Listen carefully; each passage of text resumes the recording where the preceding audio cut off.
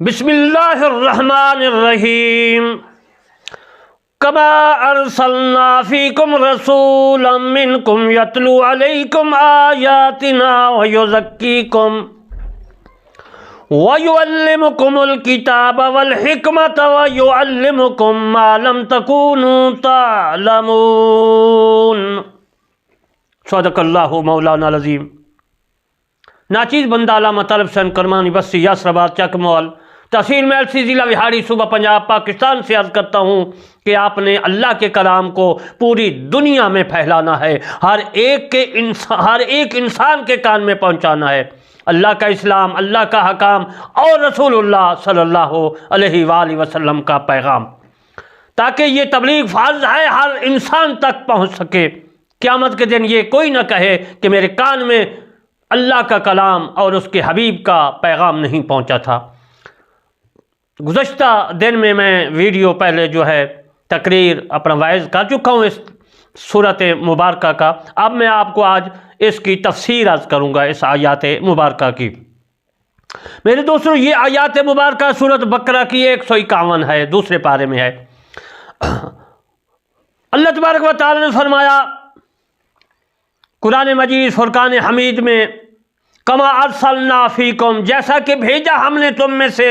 اس میں قریش کو خطاب ہے اور لوگ ان کے تابع ہیں، کیونکہ حضرت ابراہیم علیہ السلام کو اللہ تعالیٰ نے جب فرمایا تھا کہ اے حضرت ابراہیم ہم تم کو امام بنائیں گے، تو حضرت ابراہیم علیہ السلام نے عرض کیا تھا کہ اے اللہ میری اولاد میں سے بھی امام بنائیے۔ تو یہ اس دعا کی قبولیت ہے کہ قریش اور لوگوں کے سردار ہیں، دوسرے لوگ ان کے تابع ہیں، یعنی میرے محبوب صلی اللہ علیہ وآلہ وسلم کے تمام لوگ جو امت ہیں تابع ہیں۔ پوری زمین میں جو انسان ہیں حبیب مصطفیٰ صلی اللہ علیہ وآلہ وسلم کے تابع ہیں۔ اس مسئلے کو یاد رکھنا ہے، ہندو ہو، سکھ ہو، یہودی ہو، عیسائی ہو، کوئی بھی کسی مذہب کا ہے، غیر الاسلام دیناً، جو بھی اسلام کے بغیر غیر دین پہ چل رہا ہے وہ بھی میرے مصطفیٰ صلی اللہ علیہ وآلہ وسلم کے تابع ہے۔ جناب سرور عالم صلی اللہ علیہ وآلہ وسلم نے فرمایا ہے کہ لوگ قریش کے تابع ہیں۔ کما ارسلنا، متعلق اللہ تبارک و تعالیٰ نے فرمایا، اور معنی اس کے یہ ہیں کہ تاکہ میں اپنی نعمت تم پر پوری کروں، جیسا کہ رسول صلی اللہ علیہ وآلہ وسلم کو میں نے تمہارے لیے نعمت بنا کر بھیجا ہے۔ محمد ابن جریر رحمۃ اللہ علیہ کہتے ہیں کہ حضرت ابراہیم علیہ السلام نے 2 دعائیں کی تھی۔ ایک تو یہ تھی کہ وجعلنا مسلمین لک ومن ذریتنا امۃ مسلمۃ لک، کہ معنی اے اللہ ہم کو اپنی فرمان بردار بنائیے اور ہمارے اولاد میں سے ایک امت کو بھی اپنا فرمان بردار بنائیے۔ اور دوسری دعا یہ تھی کہ اللہ ان میں سے ایک رسول صلی اللہ علیہ وآلہ وسلم کا نام حضرت ابراہیم علیہ السلام نے عرض کیا، اللہ میرے اولاد میں سے ایک رسول بھی ضرور بھیجیے۔ 100 آیات مبارکہ کے معنی یہ ہیں کہ ہم حضرت ابراہیم علیہ السلام کی دعا قبول کریں گے، یعنی تم کو ہدایت دیں گے اور مسلمان بنائیں گے، اور اپنی نعمت تم پر کامل کریں گے، جیسا کہ ہم نے ان کے رسول بھیجنے کی دعا قبول کر لی۔ کما ارسلنا، اللہ تبارک و تعالی نے فرمایا اذکروا، یعنی بعد میں مذکور ہے، اس کے متعلق ہے کہ مطلب یہ ہے کہ جیسے میں نے تم کو رسول بھیج کر یاد کیا، ذکر کیا، تو تم مجھ کو یاد کرو، فاذکرونی اذکرکم واشکروا لی ولا تکفرون۔ آگے آئے گی یا تو اس کا ترجمہ کروں گا، تفسیر بھی کروں گا، تو وہ بھی اس میں شامل ہے۔ اس کے بعد اللہ تبارک و تعالی نے فرما دیا کہ اس سے یہ بھی واضح ہو گیا کہ بندہ جو اللہ تعالیٰ کو یاد کرتا ہے تو اس کی یاد کرنے سے پہلے اور پیچھے اس کو اللہ تعالیٰ یاد کرتا ہے۔ پہلے تو اس طرح کے ذکر کی توفیق دیتا ہے، اور بعد میں اس طور پر کہ اس پر یاد کی جزا دیتا ہے، جزا دے گا، ثواب ملے گا۔ رسولا منکم یتلو علیکم آیاتنا ویزکیکم ویعلمکم الکتاب والحکمہ ویعلمکم ما لم تکونوا تعلمون۔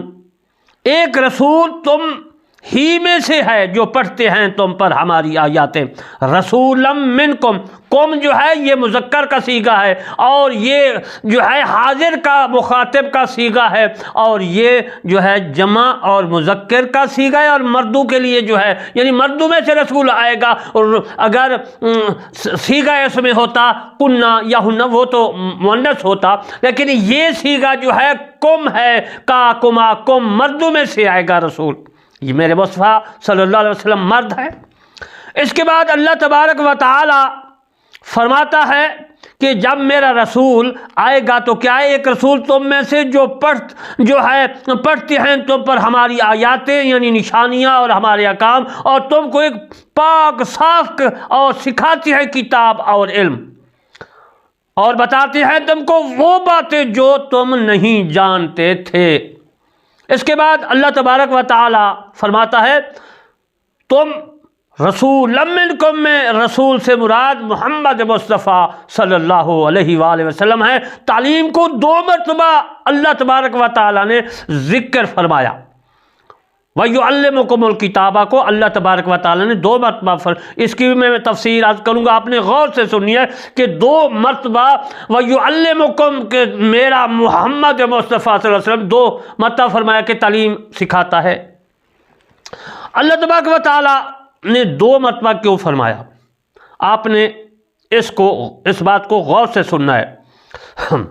دوسری تعلیم اور قسم کی تو ممکن ہے کہ اس دوسری تعلیم سے مراد علم لدنی ہو کہ جو ظاہر قرآن سے ماخوذ نہیں ہے بلکہ باطن قرآن اور سینہ جو ہے چلتا آ رہا ہے. لدنی کی بات کر رہا ہوں اور قرآن کی بات کر رہا ہوں کہ قرآن جو ہے سینہ بسینہ چلتا آ رہا ہے. ایک استاد نے شاگرد کو پڑھایا، پھر استاد بن. اسی طرح پوری دنیا میں جو مسلمان ہیں قرآن مجید پڑھتے آئے ہیں اور پڑھاتے ہیں، اور قیامت تک پڑھاتے رہیں گے اور پڑھتے رہیں گے. رسول اللہ صلی اللہ علیہ وسلم سے حاصل کیا جاتا ہے، اور اس کے حاصل کرنے کے سوائے انعکاس اس نور کے اور کوئی طریقہ نہیں، اور اس کی حقیقت کا ادراک بعید از قیاس ہے. یہاں پر ایک شاعر نے بڑی خوبصورت جو ہے بات کہی ہے. رئیس صدیقین فرماتے ہیں کہ اور آپ کے ادراک سے عاجز ہونا بھی خود ادراک ہے. سیکی ایک شاعر ہے، وہ کہتا ہے اصل گل اصل دی دسا کوئی نہیں سکدا، اتھاں چپ دی جاہے علا کوئی نہیں سکدا، اے مسئلہ بری کے دسا کوئی نہیں سکدا. میرے دوستو، علم اور انکشاف 2 طرح ہوتا ہے، ایک علم ہوتا ہے، دوسرا انکشاف ہوتا ہے. اس کے متعلق بھی میں آپ کو، کیونکہ ان آیات مبارکہ 2 مرتبہ جو علم کی جو ہے بات ہوئی ہے، اللہ تبارک و تعالیٰ نے یعلمکم الکتاب فرمایا ہے، اس کی تفسیر میں کرتا ہوں تاکہ آپ کے ذہن میں مسئلہ بیٹھ جائے، آپ کو سمجھ آ جائے. ایک علم ہے اور دوسرا انکشاف 2 طرح سے ہوتا ہے. جیسا میں نے عرض کیا کہ ایک یہ کہ کسی چیز سے عمومی اور خصوصی جو ہے احوال کو ذہن میں ترتیب دے کر ایک مخصوص نتیجہ اخذ کیا جائے. مثلا آگ کا محرک ہونا اس طرح سمجھا جائے گا کہ آگ ایک بہت زیادہ شدید الحرارت عنصر ہے، سخت ہے، آگ ہے، ہاتھ لگاؤ جل جاتا ہے، ہاتھ جسم پر لگے جل جاتا ہے. اور ہر شدید الحرارت حرارت عنصر جو ہے وہ محرک ہوتا ہے، اس لیے کہ یقیناً آگ محرک ہے. گویا احراق نار یعنی نار کا علم چند اصول کی مقررہ ترتیب کے بعد حاصل ہوا، اور آگ کا شدید الحرارت عنصر ہونا تسلیم کیا گیا. پھر ہر شدید الحرارت عنصر کا محرک ہونا مانا گیا. اس ترتیب فکری کے بعد آگ کا محرک ہونا سمجھ میں آیا. یہ انجلا اور انکشاف ذہنی عملی ترتیبی کے بعد حاصل ہوا، لیکن اس ترتیب فکری کے لیے ضروری ہے کہ اول ذہن میں آگ کا مفہوم اور شدت حرارت کا تصور موجود ہو. اگر آگ کے بالذات حرارت کا تصور کرنے سے ذہن عاجز ہوگا تو آگ کے محرک ہونے کا انکشاف نہیں ہوگا.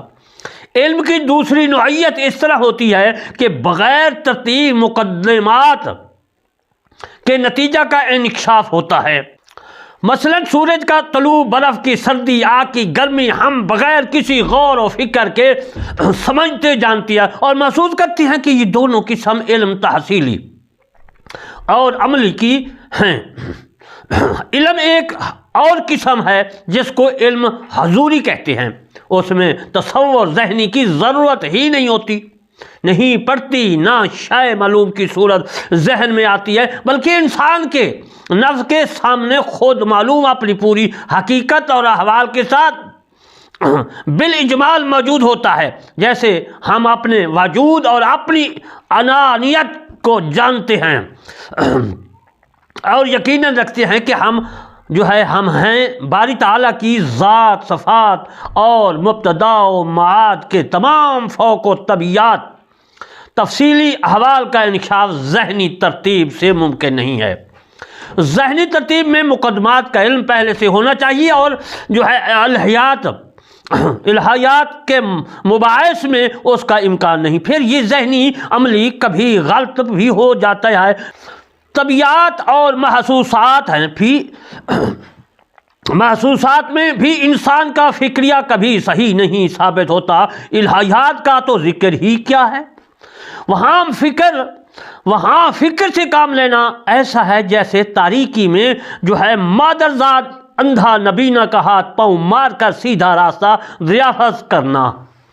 اس لیے کہ ہم کہہ سکتے ہیں کہ فکری اور کسبی عمل الہیات کے مباحث اور مباحث کو دریافت کرنے کے لیے قطعاً بے سود بلکہ ضرر رساں ہے۔ رہا بدہی علم کا حصول تو اس کی کئی نفی بالکل ہی واضح ہے۔ جس علم کو ہم غور و فکر کے بعد بھی حاصل نہیں کر سکتے، اس کا حصول بغیر فکر نظر کے کسی طرح ہو سکتا ہے۔ لا محالہ یہ کہنا پڑے گا کہ ہم باری تعالیٰ کی ذات، صفات، ملائکہ، عالم، مثال اور مبتدا ماد کے متعلق جو کچھ علم رکھتے ہیں، اور ہم کو اس سلسلہ میں جو انکشاف ہوتا ہے وہ فوق العقل ہے۔ عقل اس میدان میں دوڑانے سے عاجز ہے، اس روشنی کے حصول کا آلہ صرف وجدان ہے، لیکن ہمارا عرفانی و وجدان اتنا روشن اور مصفہ نہیں کہ وہ براہ راست صفات قدسیہ اور موجودات غیر مادیہ اور حقائق ماضیہ و مستقبلہ کا ادراک کر سکے۔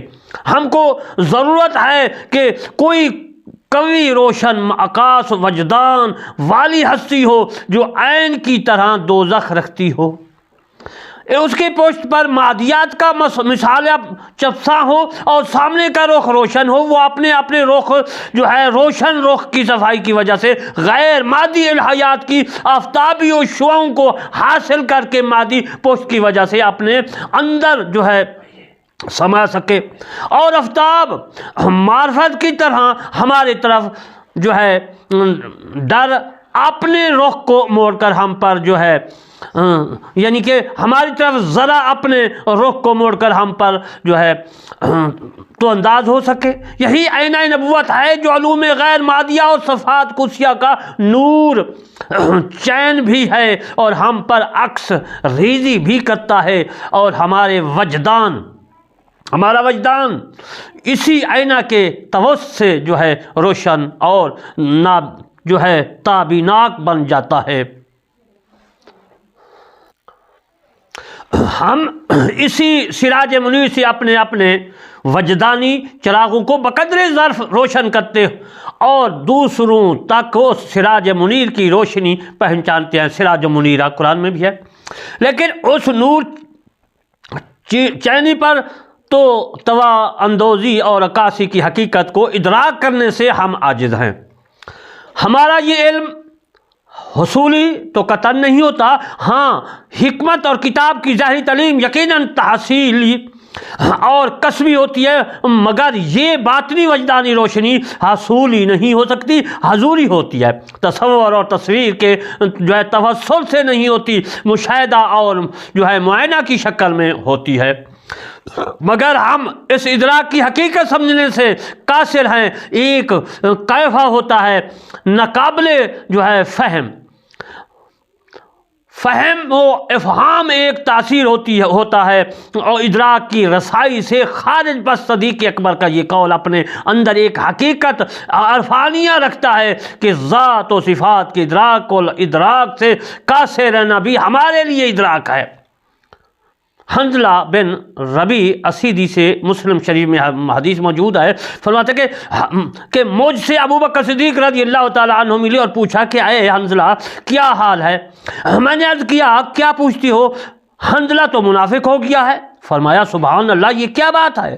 میں نے کہا جس وقت ہم بارگاہ رسول اللہ صلی اللہ علیہ وسلم میں حاضر ہوتے ہیں تو حضور صلی اللہ علیہ وسلم ہم کو دوزخ اور جنت کا وعظ فرماتے رہتے ہیں، تو اس وقت یہ حالت ہوتی ہے کہ ہم گویا سب کچھ اپنی آنکھوں سے دیکھ رہے ہیں، اور جب وہاں سے چلے آتے ہیں تو بیوی بچوں اور جائیداد کے جو ہے قصوں میں اپنے مشغول ہو جاتے ہیں کہ کچھ یاد نہیں رہتا۔ حضرت ابو بکر صدیق رضی اللہ تعالی عنہ نے فرمایا بھائی واللہ ہماری بھی یہی ہے۔ واللہ کہتے ہیں اللہ کی قسم کو، وہاں جہاں ہو تو قسمیہ ہوتی ہے، واللہ اللہ کی قسم ہماری حالت بھی یہی ہوتی ہے۔ یہ حضرت ابو بکر صدیق فرما رہے ہیں۔ چلو حضور صلی اللہ علیہ وسلم سے چل کر اس بارے میں دریافت کرتے ہیں، عرض کرتے ہیں۔ حضور صلی اللہ علیہ وسلم کی خدمت میں بابرکت میں آئے اور عرض کیا یا رسول اللہ، یا حبیب اللہ، حنظلہ تو منافق ہو گیا۔ فرمایا یہ کیا؟ میں نے عرض کیا یا رسول اللہ، یا حبیب اللہ، دیکھو تمام صحابہ کرام رسول اللہ صلی اللہ علیہ وسلم کے پاس آتے تھے تو یا رسول اللہ کہتے تھے۔ اللہ تبارک و تعالیٰ نے قرآن میں فرمایا یا آدم تو وصال فرما چکے تھے، بعد میں یا آدم فرمایا، یا موسیٰ فرمایا، یا عیسیٰ فرمایا، یا زکریا فرمایا، یا یحییٰ، وہ تو وصال فرما چکے، قرآن مجید بعد میں آیا۔ اگر یہ شرک ہوتا تو اللہ تبارک و تعالیٰ اس شرک کو قرآن میں نہ لکھتا۔ بات یاد رکھیں، قرآن میں دیکھیں یا یحییٰ، یا زکریا، یا آدم، یا موسیٰ، یا عیسیٰ، تمام یا کے ساتھ ہیں۔ میرے دوستو سمجھے کہ بات اصحابہ کرام میرے مصطفیٰ صلی اللہ علیہ وسلم کے پاس آتے تھے تو یا رسول اللہ، یا حبیب اللہ کہتے تھے۔ اب میرے مصطفیٰ صلی اللہ علیہ وآلہ وسلم ان کو کیا فرماتے ہیں، کیا تبلیغ کرتے ہیں، کیا سمجھاتے ہیں؟ حضور صلی اللہ علیہ وسلم نے سن کر فرمایا قسم ہے اس ذات کی جس کے قبضہ قدرت میں میری جان ہے، اگر تمہاری ہمیشہ ہی حالت رہے یہی تو جو میرے پاس رہتی ہے تو تم سے ملائکہ تمہارے بچھونوں پر اور راستوں میں آ کر مصافحہ کرنے لگے، لیکن اے حنظلہ یہ حالت کبھی کبھی ہوا کرتی ہے۔ حاصل یہ ہے کہ اگر یہی حالت رہے تو ملکیت غائب ہو جائے اور کارخانے عالم بالکل درہم برہم ہو جائے، اور یہ عالم ملکوت ہو جائے، اور اس عالم کے پیدا کرنے کی حکمت و مفقود ہو جائے۔ اس لیے یہی مناسب ہے کہ یہ حالت کبھی کبھی ہو۔ حضرت ابو ہریرہ رضی اللہ تعالی عنہ فرماتے ہیں کہ میں نے رسول اللہ صلی اللہ علیہ وسلم سے علم کے 2 برتن حاصل کیے، ایک تو ان میں سے تم کو تقسیم کر دیا، اور دوسرا جو برتن تھا کہ اگر میں نے تم میں اشاعت کروں تو میرا جو ہے حلقوم کاٹ دیا جائے۔ اس حدیث کو بخاری نے بھی روایت کیا ہے۔ سرا حدیث نے کہا ہے کہ اس دوسرے علم سے مراد وہ حدیث ہیں کہ جن میں ظالم بادشاہوں اور خلفاء کے نام اور حالات تھے۔ چنانچہ حدیث میں آیا کہ رسول اللہ صلی اللہ علیہ وآلہ وسلم نے فرمایا اے اللہ، میں جو ہے یہ 60 ہجری کی جو ہے شروع کی بات ہے میں کر رہا ہوں، اور لڑکوں کی سلطنت سے پناہ مانگتا ہوں۔ لڑکوں کی سلطنت سے جو ہے یزید معاویہ کی خلافت مراد ہے جو 60 ہجری کو ہوئی، جس طرح میں نے عرض کیا۔ میں مفسر علامہ طالب حسین کرمانی بصری یاسرآباد چکمل تحصیل میں ضلع وہاڑی صوبہ پنجاب پاکستان سے عرض کرتا ہوں کہ حدیث کا یہ مطلب نہیں کہ جو انشراح نے لکھا ہے، کیونکہ چند واقعات جزیہ کے علم کو علم کا برتن کہنا اور علوم شریعہ کا قسم بنانا کسی طرح مناسب نہیں ہے۔ علم کا برتن کہنے سے یہ تو مفسرین کرام نے تفاسیر میں لکھا ہے، میں آپ کی خدمت میں وہ پیش کر رہا ہوں کہ اس علم سے مراد کوئی بڑا علم ہے جو علوم شریعہ کی مثل اور مقابل بن سکتا ہے، تو ہم کہتے ہیں کہ اس علم سے مراد علم لدنی ہے۔ اگر اس پر کوئی کہے کہ اچھا علم لدنی جو ہے ہی صحیح، تو پھر اس میں سے جو ہے گلا کٹنے کی کیا بات ہے؟ تو جواب یہ ہے کہ مطلب اس کا یہ ہے کہ اگر اس میں سے علم کو زبان سے بیان کروں تو لوگ گلہ کاٹ دیں، تو اس کا اجمال کی تفصیل ہے کہ علم لدنی کے معارف اور علوم کی تعلیم اس زبان قالا سے ہرگز نہیں ہو سکتی۔ اگر ہو سکتی ہے تو زبان حال سے یا ایک قلب کا دوسرے قلب پر عکس واقعہ ہونے سے، کیونکہ زبان سے تعلیم تعلم چند امور معقوف ہے۔ ایک تو یہ کہ وہ شے اس قسم کی ہو کہ جو علم اکتسابی سے حاصل ہو سکتی ہو، اور دوسرے یہ کہ الفاظ اس کے مقابل میں موضوع ہوں، اور تیسری یہ کہ سامع کو واضح کا علم ہو۔ اور علم لدنی میں سے یہ سب امور مفقود ہیں، نہ تو علم حصولی ہے مدرک ہو سکتا ہے، بلکہ اس کا ادراک علم حضوری سے ہوتا ہے کہ جس کے کسی وقت غفلت نہیں ہوتی ہے، اور نہ ان معارف کے لیے الفاظ موضوع اور نہ سامعین کو علم بواضح۔ جب یہ بات تو اب جو کوئی ان معارف و علوم کو تعبیر کرے گا ضرور، جب تک حقیقت و مجاز کے درمیان کوئی علاقہ اور مناسب نہ ہو تو اس وقت مجازی معنی جو ہے وہ میرے دوستو بالکل نہیں ہوتا۔ انشاءاللہ بقیہ مسائل میں کل کو عرض کروں گا۔ وما علینا الا البلاغ المبین۔